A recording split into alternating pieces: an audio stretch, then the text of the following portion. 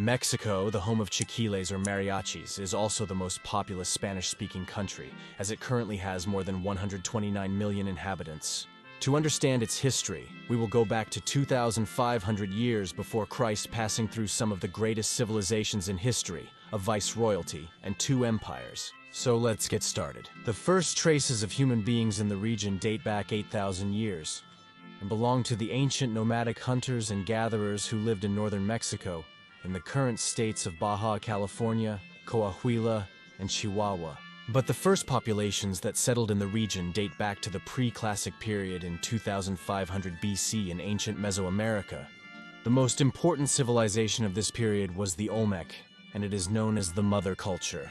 The Olmecs settled in the clearings. Veracruz and Tabasco are known for their large stone heads symbolizing great warriors.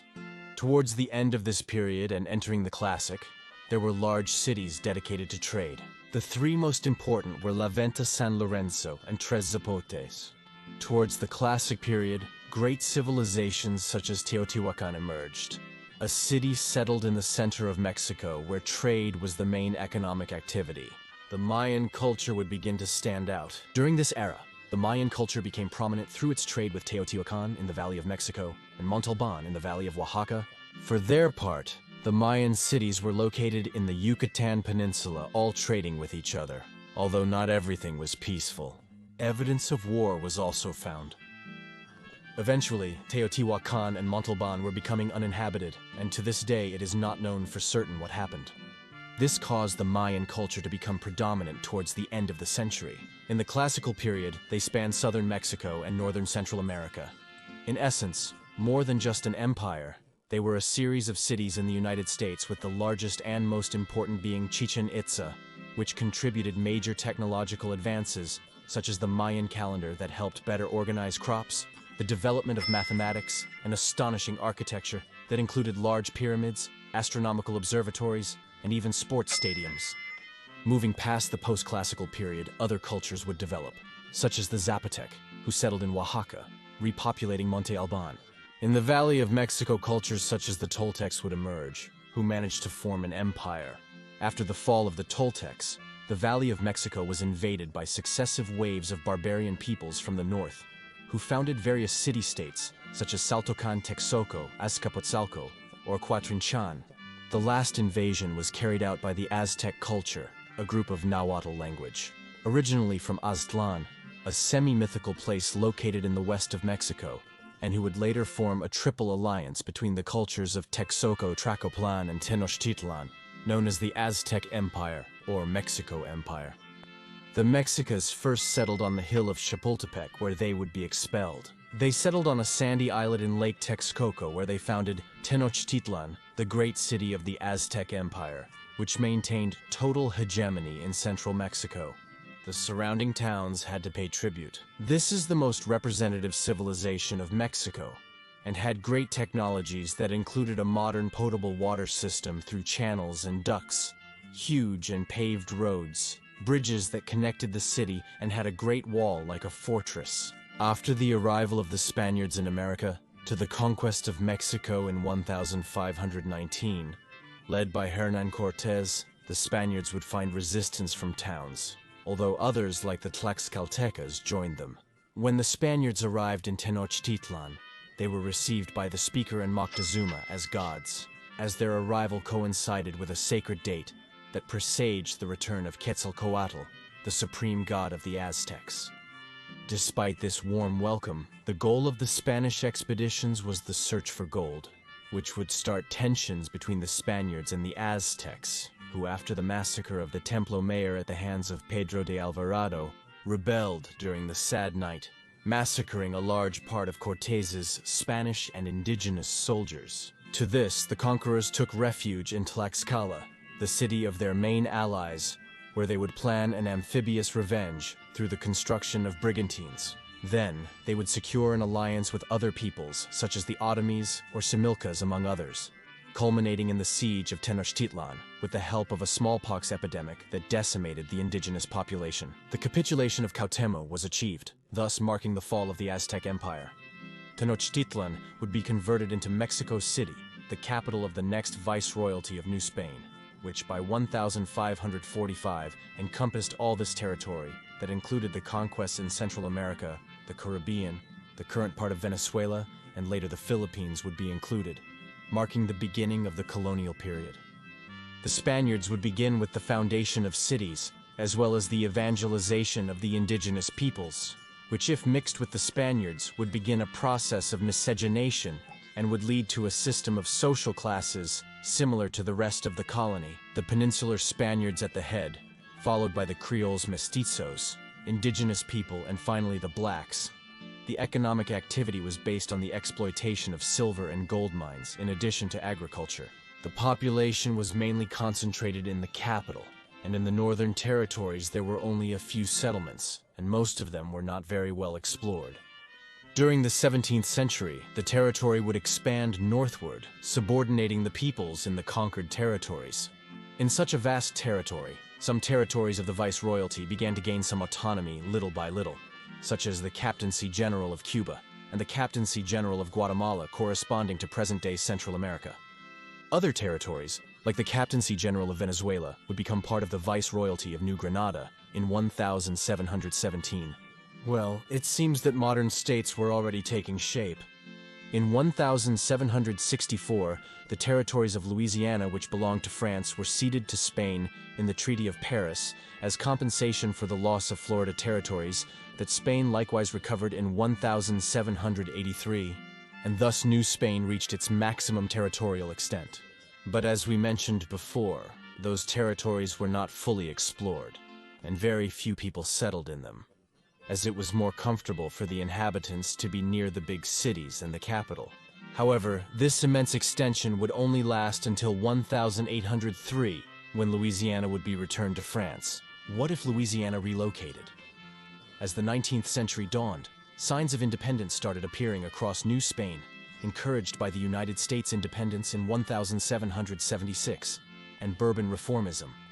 The French occupation of Spain in 1808 triggered a political crisis in New Spain that led to an armed movement. That year, King Ferdinand VII abdicated in favor of Napoleon Bonaparte, who left the crown of Spain to his brother Joseph Bonaparte. In response, the City Council of Mexico City, with the support of Viceroy José de Iturrigaray, claimed the sovereignty of New Spain in the absence of the legitimate king, and the reaction led to a coup d'état against the viceroy. So the leaders of the movement would be sent to prison. Despite the defeat of the Creoles in Mexico City in 1808 and other cities of New Spain, small groups of conspirators gathered who intended to follow in their footsteps. Such was the case with the Valladolid conspiracy. The Valladolid conspiracy occurred in 1809 with its members imprisoned. In 1810, the Querétaro conspirators were about to meet the same fate, but when they were discovered, they chose to take up arms on September 16th, along with the indigenous inhabitants and peasants of the town of Dolores, summoned by the priest Miguel Hidalgo de Costilla. The famous cry of Dolores had marked the beginning of independence. After a long 11 years of struggle, the Triggerante army entered the capital on September 27, 1821, and signed with the Spanish crown the act that granted independence to New Spain. The Mexican independence had been consummated. One of the royalist generals, Agustin Iturbide, proclaimed himself emperor, thus initiating the First Mexican Empire, which would last until 1823, as the prominent general of the War of Independence, Guadalupe Victoria, overthrew Agustin Iturbide and declared Mexico a republic, following the example of France. Guadalupe Victoria would become the first democratically elected president of the Mexico from which the Central American countries would gain independence in 1823. The early years of independent Mexico were filled with political and social conflicts, along with the weak economy left by the 11 years of war to seek its independence. All of this led to constant political instability, with the main actors being power groups divided between liberals and conservatives. The lower social classes during the viceroyalty remained in poverty, especially in the northern states, which would create a division among Mexicans. So here I'm throwing you a spoiler. This would create the breeding ground for the largest territorial loss of a country on the continent. In 1835, the Centralist Republic would be initiated, where political power was organized under a unitary political regime. On the other hand, the Mexican state of Texas began an independence movement led by the resident American population. The rebels led by Stephen Houston demanded the state's independence from President Antonio Lopez de Santa Anna. After months of war, Santa Anna would be captured and forced to sign the Treaty of Venezuela, where Mexico would lose its first territory. In 1838, the first French intervention in Mexico would occur, when some of General Santa Anna's officers ate pastries without paying in a French restaurant. So France demanded payment of 500,000 pesos. Are you serious? Mexico refused to pay, so France declared war, which was known as the Pastry War, where Mexico was defeated and ended up paying the demanded amount. In 1846, after the restoration of the Federal Republic, the war with the United States began, amidst the expansionist policy of the northern country, and after the Thornton Affair, where 11 American soldiers died. After various battles led by General Santa Anna and Mariano Paredes, Mexico was defeated and forced to cede half of its territory after the signing of the Treaty of Guadalupe Hidalgo, where they ceded the states of California, Nevada, Arizona, and New Mexico. Even I felt that. Do you remember I mentioned the political instability due to differences between liberals and conservatives? Well, in 1858, the Reform War would finally break out, where President Benito Juarez, after coming to power, initiated a series of reforms aimed at a republican democratic system in order to achieve social change in the country. The war ended with the definitive defeat of the conservatives in the Battle of Calpulalpan. After the war, new elections would be held where Benito Juarez would establish his administration in Mexico City. In addition, the first Congress that would work under the political constitution of 1857 would be convened.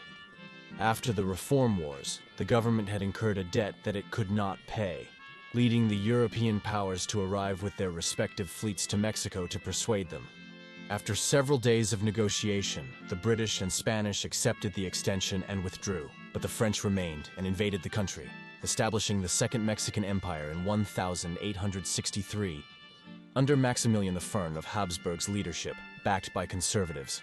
After 5 years of war, Juarez manages to defeat the French after the execution of Maximilian, and thus regain the capital, restoring the republic and democracy. For this reason, Juarez is remembered as one of the greatest presidents of Mexico and would govern until his death in 1872. In 1884, the period known as the Porfiriato would begin, in which General Porfirio Diaz would come to power. And this is where the debate comes in. Because while this period was characterized by the industrialization of Mexico and the consequent economic growth, on the other hand, inequality remained as poverty persisted in the working and peasant class. In addition, political opposition was repressed to the point that some consider this a dictatorship. What do you think? Was it really? All this inequality would trigger the Mexican Revolution, in which the well-known leaders of the revolution, such as Pancho Villa and Emiliano Zapata, represented by Francisco Madero, would confront the government of Porfirio Diaz. Madero would be imprisoned upon seeing his growing popularity, which would generate the discontent of the population that has exploded in movements, mainly in the north of the country, that sent Porfirio into exile. After years of struggle, the revolution would end in 1920, with an approximate toll of 1 million dead, being the deadliest civil war in America. Years after the revolution, the Maximato would begin, a period in which the National Revolutionary Party would primarily govern according to the political interests of former President Elias Calles, until the arrival of Lázaro Cárdenas del Río, who was known for the nationalization of oil. From 1946, 9 presidents from the Institutional Revolutionary Party would govern uninterruptedly in 6-year periods of political stability, which was actually the second continuation of Elias's National Revolutionary Party. During this period, the Mexican miracle occurred until 1970, in which Mexico had sustained growth and a new stage of industrialization. Unfortunately, in the 80s, an economic crisis would set in, partly due to the fall in oil prices. The social situation would also destabilize in the 90s after the signing of the North American Free Trade Agreement with the emergence of the Zapatista Army of National Liberation, an armed movement of indigenous and Marxist nature that would not disarm until 2006. In 2000, Vicente Fox would take command after 71 years of PRI dominance. His successor, Felipe Calderón, also from the National Action Party, would be the first president to face the war against drug trafficking, where with the support of the United States, they would confront various cartels such as Sinaloa, Jalisco, Tijuana, Zetas, Juarez, among others. Here you can see the control zones of these cartels that have unleashed an unprecedented era of violence. Among the most notable criminals is the famous Chapo Guzman. Returning to politics, after the term of Enrique Peña Nieto, the Mexican people were somewhat disappointed in their leaders, as he was accused of acts of corruption. Although it seems they have put their trust in the current president, Andrés Manuel López Obrador, who has been the most voted president in the history of Mexico. And with this, we have arrived at the present day. And what do you think? Will Speak not disappoint Mexicans as many expect? Don't forget to leave your comment, support me with a like, and subscribe to my channel and my friend Tesla Nation's channel. Until next time.